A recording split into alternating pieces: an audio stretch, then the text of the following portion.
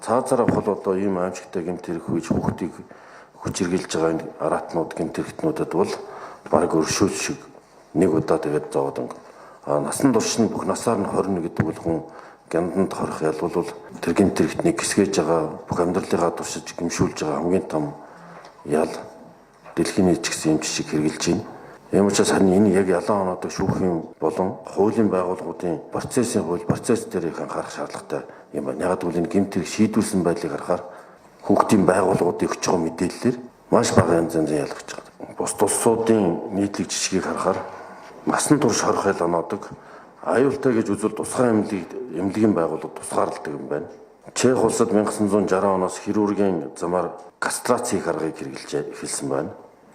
За химийн кастрац тариа бол одоо бэлгийн хүслийг дарж эр хүний тестостерон гормоны үйл ажиллагааг блок хийдэг учраас байнгын юм тариаг хийдэг.